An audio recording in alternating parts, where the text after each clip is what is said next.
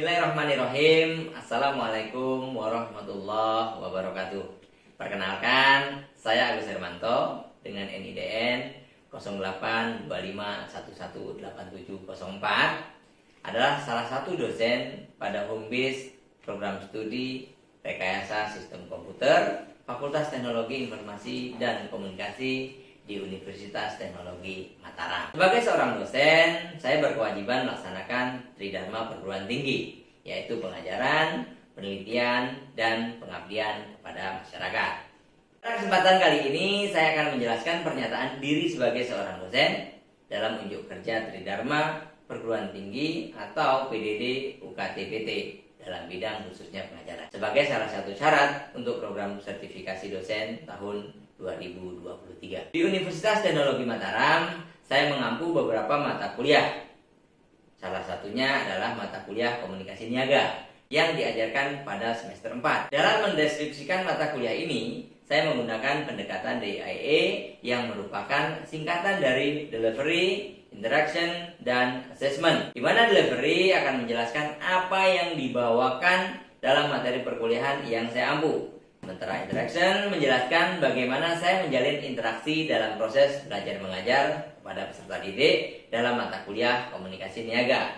Sementara Assessment akan menjelaskan bagaimana saya mengukur penilaian kinerja mahasiswa secara objektif di kelas. Sebelumnya, saya akan masuk ke teknik pengajaran. Izinkan saya terlebih dahulu menjelaskan deskripsi singkat dari mata kuliah komunikasi niaga. Mata kuliah komunikasi niaga menekankan pada pemahaman, penganalisaan konsep, dan teknik dalam berkomunikasi agar memiliki keterampilan berkomunikasi secara efektif serta mampu melakukan negosiasi baik melalui presentasi maupun pesan lisan secara persuasif agar pesan yang ingin disampaikan dapat mempengaruhi dan dapat dipahami oleh kolega bisnis serta mahir dalam menyusun atau membuat proposal bisnis. Adapun capaian pembelajaran mata kuliah komunikasi niaga ini ialah mahasiswa diharapkan mampu mempresentasikan, mengidentifikasi, dan menganalisis konsep dan teknik dalam berkomunikasi agar memiliki keterampilan dan dalam berkomunikasi secara efektif serta mampu melakukan negosiasi baik melalui presentasi maupun pesan lisan secara persuasif agar pesan yang ingin disampaikan dapat mempengaruhi dan dapat dipahami oleh kolega bisnis kita serta mahir menyusun atau membuat proposal bisnis dengan capaian yang sangat baik. Untuk mencapai CPMK tersebut, capaian pembelajaran mata kuliah ini dituangkan ke dalam 12 sub CPMK yang akan dibagi ke dalam 16 pertemuan termasuk diantaranya UTS dan UAS. Berikut akan saya jelaskan beberapa materi yang akan dibahas dalam pembelajaran dari mata kuliah komunikasi niaga yang akan saya ajarkan antara lain. 1. Konsep dasar komunikasi niaga. 2. Komunikasi dalam bisnis dan komunikasi niaga lintas budaya. 3. Perencanaan, pengorganisasian, dan revisi pesan-pesan bisnis. 4. Gaya komunikasi dalam organisasi. 5. Penulisan direct request dan penulisan permintaan pesan-pesan rutin dan positif. Yang keenam, ada penulisan bad news dan penulisan pesan-pesan persuasif. Yang ketujuh, penulisan surat lamaran dan penulisan resume. Kedelapan, ada wawancara kerja, presentasi bisnis, dan negosiasi. Yang kesembilan, penulisan laporan bisnis dan penulisan laporan singkat tentang bisnis. Yang kesepuluh, proses presentasi bisnis. 11. Proses negosiasi bisnis. Dan yang ke-12, mediasi, konsiliasi, dan arbitrase dalam negosiasi bisnis. Setelah kita mengetahui tentang gambaran singkat dari mata kuliah komunikasi niaga, selanjutnya saya akan menjelaskan teknik pengajaran yang saya lakukan, yakni teknik DIA, Delivery, Interaction, dan Assessment. Pada teknik pengajaran DIA ini, yang pertama Delivery. Pada mata kuliah komunikasi niaga, saya menggunakan metode Student Centered Learning atau sering kita kenal dengan metode SCL. Pada model pembelajaran SCL ini, model pembelajaran akan berpusat pada mahasiswa. Mahasiswa diharapkan lebih interaktif sehingga terjadi multi arah antara dosen dan mahasiswa. Sementara metode pembelajaran saya menggunakan discovery learning, di mana model pembelajaran discovery learning ini akan memberikan kesempatan kepada peserta didik untuk mempelajari terlebih dahulu konsep atau pengertian-pengertian dari materi-materi yang akan disampaikan, sehingga pada akhirnya mahasiswa mampu memberikan kesimpulan dengan baik. Beberapa tahapan yang dilakukan pada metode discovery learning, yang pertama yakni dengan memberikan rangsangan atau stimulus kepada para mahasiswa, sehingga mahasiswa mampu mengidentifikasi masalah-masalah atau problem statement dan masalah-masalah yang terjadi tersebut. Mahasiswa dapat mengumpulkan data-data dan dari data-data tersebut akan diolah untuk dibuktikan kebenaran dan kesalahannya sehingga mahasiswa dapat menarik kesimpulan dengan baik. Yang kedua yaitu teknik interaction, di mana saya melakukan interaksi dengan mahasiswa di dalam kelas dengan memacu mahasiswa agar dapat bertanya atau lebih aktif lagi atas materi yang telah saya sampaikan, sehingga dapat terjalin komunikasi dua arah dengan baik. Untuk meningkatkan efektivitas interaksi antara dosen dengan mahasiswa, saya menggunakan fasilitas WhatsApp Group Kelas khusus mata kuliah komunikasi niaga untuk melakukan komunikasi dengan mahasiswa dengan baik. Dan media komunikasi yang ada pada Learning Management System atau LMS yang dimiliki oleh Universitas Teknologi Mataram, yang dapat memberikan arahan kepada mahasiswa yang dilakukan pada forum diskusi, sehingga timbal balik atau diskusi dapat dilakukan dengan baik di dalam forum tersebut. Teknik pengajaran yang terakhir yaitu assessment atau teknik pengambilan penilaian. Pada teknik penilaian, khususnya mata kuliah komunikasi niaga ini diberikan sesuai dengan panduan akademik Universitas Teknologi Mataram yang tercantum pada kontrak perkuliahan yang sudah saya jelaskan di awal pertemuan, seperti 10% diambil nilai tersebut dari nilai kehadiran atau presensi, 40% diambil dari nilai tugas dan kuis, kemudian 20% dari nilai UTS, serta 30% dari nilai akhir semester mereka. Di awal perkuliahan, saya selalu menjelaskan tentang kontrak perkuliahan yang akan kita sepakati bersama antara dosen dengan mahasiswa. Di dalam kontrak perkuliahan tersebut memuat tentang materi pembelajaran yang akan diajarkan, tugas yang akan diberikan, hingga cara penilaian serta bobot-bobot penilaian daripada proses pembelajaran tersebut. Mampu menyusun strategi pembelajaran dengan baik agar perkuliahan mereka bisa berjalan lancar dan mendapatkan nilai yang memuaskan. Demikian deskripsi dari mata kuliah komunikasi niaga dan penjelasan terkait metode pembelajaran. Berikut ini saya akan menampilkan salah satu video perkuliahan yang saya buat pada mata kuliah komunikasi niaga secara langsung di kelas. Terima kasih atas perhatiannya. Kurang lebihnya saya mohon maaf. Wabillahi taufiq wal hidayah. Wassalamualaikum warahmatullahi wabarakatuh. Selamat menyaksikan. Oke, bismillahirrahmanirrahim. Assalamualaikum warahmatullahi wabarakatuh. Waalaikumsalam warahmatullahi wabarakatuh. Salam sehat buat kita semua. Terima kasih. Kayaknya kita ketemu kembali pada perkuliahan yang sama, komunikasi niaga, tentang konsep dasar komunikasi. Sebelum kita lanjutkan kelas, ya, saya ingin dengar bagaimana kabarnya teman-teman semua. Apakah semua sehat-sehat? Sehat. Semoga tetap bersemangat di semua perkuliahan, baik itu ke perkuliahan di kelas-kelas yang lain. Hari ini pada kelas ini kita akan membahas tentang konsep dasar komunikasi, ya.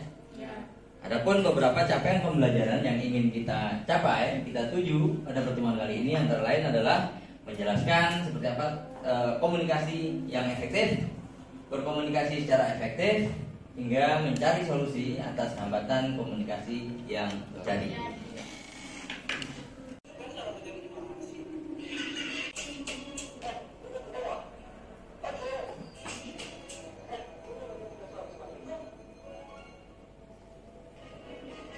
Singkat tadi, teman-teman mungkin bisa menyimpulkan ada beberapa hal kenapa komunikasi tidak efektif. Ada yang mau berkomentar tentang video tersebut sebelum kita lanjutkan? Yang tidak efektif tersebut mungkin siapa? Oke, silakan. Pertama yang saya lihat, terkadang pas kita bicara, teman lawan kita tidak fokus sama kita. Terus beda bahasa juga yang bikin komunikasi tidak efektif. Mungkin itu saja. Oke, mungkin ada teman yang lain. Komentar tentang video tadi, yang jadi faktor utama yang saya bisa ambil dari komunikasi kenapa tidak nyambung tadi, yaitu gagal fokus sebenarnya. Itu saja Bapak. Komunikasi itu tidak berjalan dengan efektif.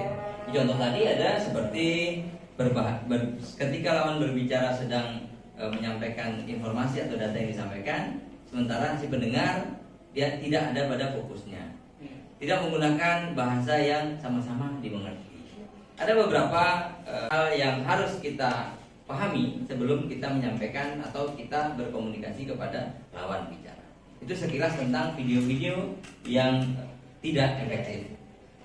Itu menjadi prolog kelas kita. Sekarang apa itu komunikasi? Komunikasi merupakan proses pengiriman dan penerimaan pesan atau berita atau informasi atau apapun itu antara dua orang atau lebih sehingga pesan yang dimaksud dapat dipahami. Artinya setiap pesan atau informasi yang disampaikan itu mampu dipahami dengan baik oleh si penerima pesan, lawan bicara kita. Di contoh tadi tidak efektif atau disebut dengan tidak efektif karena apa? Buru-buru dia akan memahami, dia mendengarkan lawan berbicaranya saja tidak fokus, menggunakan media atau bahasa yang tidak dipahami. Jadi penting bagi kita perlu untuk memahami, menggunakan bahasa yang disepakati, ya, agar mudah dimengerti. Oke. Apa itu komunikasi efektif? Komunikasi efektif merupakan pertukaran informasi, ide, perasaan yang menghasilkan perubahan sikap sehingga terjalin sebuah hubungan baik antara pemberi pesan atau si penerima pesan. Pengukuran efektivitas tersebut dapat dilihat dari tercapainya tujuan pada si pengirim pesan. Yaitu artinya dipahami dengan baik. Berikut adalah simulasi proses pertukaran pesan atau komunikasi. Yang pertama ada komunikator atau si pemberi pesan. Berikutnya kalau ada komunikator, berikutnya ada si komunikan atau si penerima pesan. Perintah, ya. Dan di sela itu ada namanya saluran komunikasi yang kita gunakan. Ini namanya komunikasi secara langsung, ya. Kita menggunakan di sini juga ada melalui video call atau panggilan telepon. Coding ya melalui saluran tersebut atau proses dari komunikan menuju ke komunikator sehingga kita tahu bahwa si pemberi pesan telah menyampaikan pesannya dengan baik, ya. Itu ditandai dengan si pendengar atau si penerima pesan mampu memberikan umpan balik. Umpan baliknya seperti apa?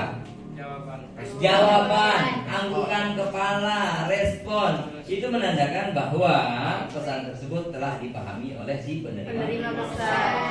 Ini contohnya, ya saya mengerti. Oh ya, apakah ada pertanyaan? Dan beberapa contoh kalimat-kalimat respon lainnya, ya.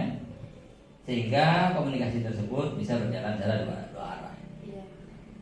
Setelah itu ada yang disebut dengan gangguan komunikasi, baik itu seperti saluran kita di sini bisa jadi terjadi mungkin suara tidak tersampaikan dengan baik, adanya gangguan teknis, mungkin mic saya habis baterainya misalnya, seperti itu berupa gangguan teknis. Ada gangguan-gangguan yang lain nanti akan kita bahas selanjutnya. Gangguan-gangguan apa saja yang sering muncul pada komunikasi dan seperti apa cara menangani komunikasi langsung, ya. Ada berbicara dan menulis, ya. Dan berikutnya mendengar dan membaca. Pengirim pesan, ya, jika itu berupa tulisan maka penerima pesan bisa membuka pesan tersebut dengan cara membaca pesan yang ditulis. Begitu juga dengan pesan yang disampaikan melalui media berbicara, artinya dia akan membuka pesannya dengan cara mendengar daripada pesan itu sendiri. Yang menarik berikutnya adalah tentang komunikasi nonverbal, ya. Pada komunikasi nonverbal, penyampaian pesan itu nggak jarang adalah tanpa kata. dikirim hanya melalui gerakan-gerakan tubuh, ekspresi wajah, gerak mata, gerak tangan, hanya nada suara dan sebagainya. Contoh, ketika ditanya bagaimana keadaanmu, baik, cukup dengan mengangguk. Seantero dunia ini, ya, belum pernah saya jumpai mengangguk itu adalah tidak setuju. Ngangguk ya pasti kita sepakati adalah iya, setuju. Artinya mengangguk itu bahasa nonverbal yang kita sepakati bahwa mengangguk itu betul. Begitu juga sebaliknya. Jika mungkin lagi tidak dalam keadaan yang baik, maka dia mungkin hanya sekedar menggelengkan kepala. Orang sakit biasanya ditanya kan tidak mungkin kita mau menjawabnya dengan detail, itu cukup mengangguk atau geleng-geleng. Terus seperti mengacungkan jempol, ya, menunjuk dengan telapak terbuka, itu semua bentuk-bentuk komunikasi non-verbal. Bentuk komunikasi non-verbal antara lain contohnya selain bahasa tubuh, ekspresi wajah, gerak mata, kaki, tangan, sikap badan yang mencakup segala sesuatu seperti nada suara, kecepatan berbicara, tertawa hingga ungkapan atau bahkan ada masa sih? Saking dia menunjukkan bahwa terheran-heran, itu misalnya. Oh iya, cuma sekedar ngangguk-ngangguk. Ada juga mungkin di bahasa yang seharian kita gunakan mengedipkan mata, memberikan kode-kode tertentu, contoh ya. Pak dosen sudah ada tuh dengan cara mengedipkan matanya main mata tadi ya. Nah, itu salah satu contoh komunikasi nonverbal yang terjadi. Komunikasi nonverbal itu juga memiliki beberapa fungsi lainnya, ya. Beberapa fungsi komunikasi nonverbal, diantaranya yang pertama adalah fungsi repetisi. Di mana fungsi repetisi ini adalah meyakinkan apa yang diucapkan. Misalnya setelah mengatakan penolakan, kita menggelengkan kepala. Kita tidak. Ini mengartikan tidak. Ini disebut dengan repetisi, mengulang kembali pernyataan kita, respon kita bahwa itu juga artinya tidak setuju atau menolak tersebut. Atau juga sebaliknya, oke. Misalnya, oke, saya siap. Dengan meyakinkan lagi memberikan jempol kita itu meyakinkan bahwa kita benar-benar siap atau setuju seperti itu. Fungsi berikutnya substitusi atau menggantikan lambang-lambang verbal. Misalnya tanpa sepatah kata pun kita menunjukkan persetujuan dengan mengangguk-anggukkan kepala seperti tadi itu, ya. Itu menganggukkan kepala itu tadi mampu menggantikan ketidaksetujuan atau persetujuan kita. Yang ketiga, kontradiksi. Menolak pesan verbal atau memberi makna yang lain terhadap pesan verbal. Misalnya Anda memuji prestasi teman dengan mencibirkan bibir seraya berkata hebat, kau memang hebat. Ini lebih kita kenal biasanya kontradiksi itu berlawanan. Kita memuji tapi sebenarnya bukan makna pujian. Hebat dengan ekspresi sedikit muka sinetron dalam tanda kutip seperti itu, ya. Itu biasa terjadi pada komunikasi kita, ya. Apalagi teman-teman mahasiswa biasanya dengan menyindir temannya, iya Pak, dia ngerjain semua tugas-tugas itu dengan baik. Padahal mungkin dia lagi minta tugas ke teman atau menyalin tugas temannya seperti itu. Itulah yang disebut dengan kontradiksi. Berbeda dengan apa yang dia simbolkan, ya, atau berlawanan. Berikutnya yang keempat adalah komplement, melengkapi dan memperkaya makna pesan nonverbal. Contoh, air muka Anda menunjukkan tingkat lagi puas, kadang tuh tegang sampai berkeringat, ya, tisu itu habis buang basah. Artinya memang itu menandakan kita lagi tegang, ya, lagi konsentrasi, tegang. Paling sering saya jumpai biasanya pada ujian skripsi, ya. Ujian skripsi itu belum apa-apa baru ditanya nama sudah tegang, sudah keringetan, ya. Itu wujud ekspresi bahwa dia sedang tidak nyaman. Yang terakhir adalah aksentuasi, menegaskan atau menggarisbawahi pesan verbal. Misalnya Anda mengungkapkan betapa jengkelnya Anda hingga sampai memukul meja. Saking jengkelnya dalam suatu meja rapat atau itu contoh komunikasi nonverbal. Tiba-tiba ada angin, ada hujan, saking nggak setuju dengan pimpinan rapatnya, dia beberapa meja meninggalkan ruangan. Itu menandakan dia mungkin tidak sepaham dengan apa yang didiskusikan dalam rapat tersebut.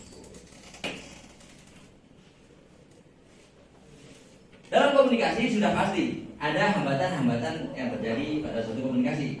ada 3 hambatan yang paling sering muncul dalam komunikasi.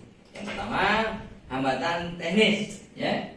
Timbul karena lingkungan yang memberikan dampak pencegahan terhadap kelancaran pengiriman ataupun penerimaan pesan, seperti keterbatasan fasilitas dan peralatan komunikasi. Jika karena ini ruangan tergolong kecil, ya. Andai pun saya tidak menggunakan mic dengan berkomunikasi dengan menggunakan mic masih akan terdengar, tapi akan lebih mudah lagi jika menggunakan mic. Bisa jadi hambatan teknis tersebut terjadi pada sarana-sarana teknisnya, ya. Sinyal rusak itu sering. Saat nge-zoom teman-teman, apalagi kemarin waktu zaman COVID, ya, kita fasilitas belajar kan menggunakan learning. Selain learning kita memfasilitasi dengan nge-zoom. Ada yang Zoom itu tiba-tiba terlempar. Nah, itu bagaimana mencegah hambatan itu terjadi. Jika hambatan teknis seperti apa? Ada yang bisa jelaskan kira-kira hambatan teknis itu bagaimana cara pencegahan atau solusi yang akan teman-teman berikan jika terjadi hambatan teknis? Pak, mau bertanya. Contoh hambatan teknis dan cara mengatasinya, misalnya saat ada Zoom. Enggak, bukan Pak, bukan. Misalnya saat Zoom, terus di dalam ruangan dan mati lampu, bisa menggunakan pencahayaan lain seperti senter atau lilin yang bisa membantu pencahayaan. Yang lain? Itu kalau misalnya penerangan mampu menjadi hambatan teknis. Penerangan mampu menjadi hambatan teknis, maka penerangannya harus ditelusuri lagi. Segala sesuatu hambatan yang berbentuk teknis, maka penyelesaiannya AC juga bisa. Ya, sih. Ini siapa? Bisa juga kan Aki. kepanasan nanti. Buka jendela.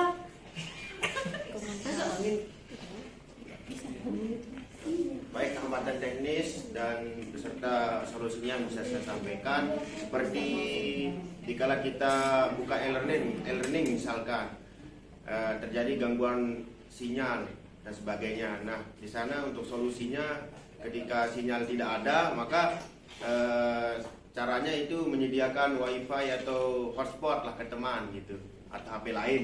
Itulah contoh yang simpel, Pak. Untuk Oke, begitulah hambatan teknis. Kita letak daripada hambatan yang muncul. Hambatan teknis pengeras suara misalnya, kita pastikan jika itu sumbernya adalah pada pengeras suara, maka kita melakukan perbaikan pada sumber suara. Atau mungkin pencahayaan kurang terang, itu akan menjadi penghambatan dalam komunikasi. Itu larinya hambatan teknis. Maka kita cari alternatif sumber cahaya lainnya untuk komunikasi lebih mudah. Contoh, kita komunikasi bisa dengar kedengeran, tapi ruangannya gelap. Kita nggak akan mampu fokus pada lawan bicara kita dengan baik, sehingga komunikasi juga akan terpengaruhi. Jadi bagian hambatan tersendiri. Berikutnya adalah hambatan semantik. Hambatan semantik ini juga tidak kalah sering muncul, ya. Apa itu hambatan semantik? Hambatan semantik merupakan pengertian yang diungkapkan lewat bahasa. Suatu pesan yang kurang jelas, akan tetapi tetap menjadi tidak jelas bagaimanapun sebaiknya transmisi. Seorang komunikator harus memiliki kata-kata yang tepat dan sesuai dengan karakteristik komunikatornya. Kalau ini hambatan semantis ini biasanya kita lakukan dengan apa? Dengan melakukan analisis audien. Kita kenali lawan berbicara kita. Kita pahami kita akan ngomong dengan siapa. Ketika kita sudah paham, kita kenal, kita mau ngomong sama siapa, kita akan mudah ngomong apanya. Kalau kita sudah kenal, sudah paham ngomong sama siapa, kita akan menyiapkan komunikasi atau informasi apanya itu untuk disampaikan dengan baik. Akan berbeda ketika kalian teman-teman ini ngomong dengan teman-teman mahasiswa, dengan kalian akan ngomong dengan adik-adik di SD atau SMP, teman-teman yang misalnya dapat program Kampus Merdeka seperti itu. Akan berbeda komunikasi kita dengan teman-teman mahasiswa atau mungkin bahkan dengan orang tua di rumah atau lingkungan tempat tinggal kita. Artinya dengan kita mengenali lawan bicara kita dengan analisis audien yang baik akan menghasilkan atau mengurangi hambatan yang terjadi. Berikutnya adalah hambatan manusiawi, muncul dari masalah pribadi yang dihadapi baik komunikator maupun komunikan. Hambatan ini mencakup baik yang berasal dari perbedaan individu manusia seperti perbedaan persepsi, umur, keadaan emosi maupun yang ditimbulkan oleh iklim psikologis. dalam organisasi atau lingkungan, seperti iklim kerja saat tata nilai yang dianut. Biasanya ini paling kental itu ada di kampung-kampung yang masih menjunjung tinggi etika berkomunikasi. Di kampung saya misalnya, kalau kita mau ngobrol berkomunikasi dengan orang yang lebih tua, kita mendengarkan dulu dengan baik. Nah, sehingga tidak terjadi hambatan-hambatan seperti itu. Akan mudah terjalin komunikasi jika ada respect yang dimunculkan seperti itu.